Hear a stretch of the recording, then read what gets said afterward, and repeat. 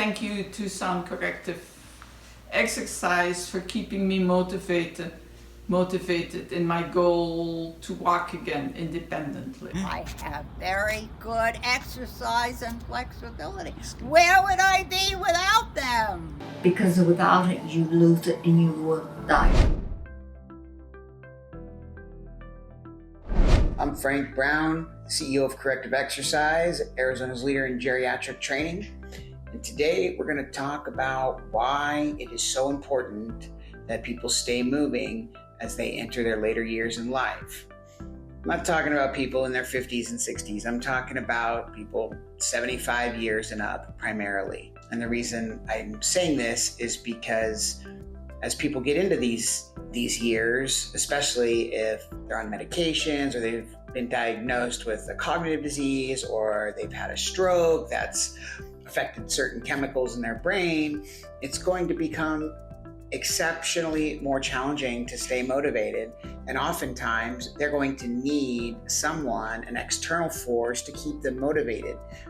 Now there are always the outliers and the exceptions of 85-year-olds that still get up and do very active things, go hiking, paint their house, get up on ladders, do all kinds of other shit they shouldn't do. But for the most part, I'm going to be talking about the majority of people in their late 70s and 80s and 90s. And for most people, it's very hard to stay motivated. And a lot of times they're gonna want to just sit in the chair and watch TV or read because that's what's easy.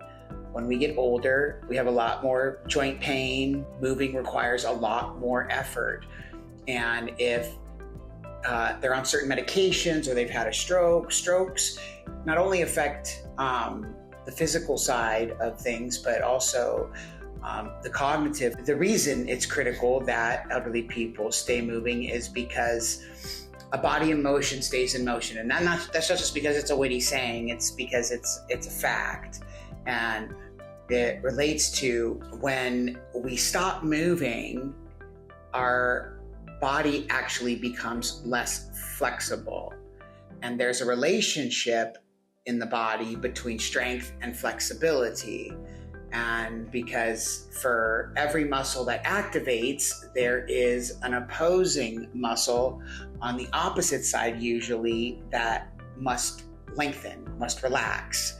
So when those muscles get tighter, which is pretty much every muscle in the body when someone stops moving around, the muscles that are activating to initiate a movement at a joint, they actually have to exert more force because now the muscles on the opposite side have gotten tighter. So the issue is when people move less, they also get tighter and less flexible, but then those muscles that are initiating the movement are not as strong because they're not getting used as much. So not only when people move less do they get less flexible, but they also lose strength because they're using the muscles less. So there's not as much the ability for them to exert force is diminished because they're not as strong. But also the flexibility has decreased. So it's a double-edged sword. And I've seen elderly people over the years end up having to be in a hospital bed because they get sick with COVID or the flu, or they have a fall and they break a hip or a knee or whatever, and then they end up in a hospital bed for a week or two, and then they can no longer walk, and then they're in a wheelchair. And because unfortunately a lot of people don't have access to the right information, and Medicare only allows for so much physical therapy, a week off your feet, 2 weeks off your feet could actually mean that someone loses their independence indefinitely because they didn't know how hard it was to maintain their mobility and they didn't have the right information. So it's critical that people do things to help maintain their strength and flexibility as they get older. Otherwise, they will lose their mobility.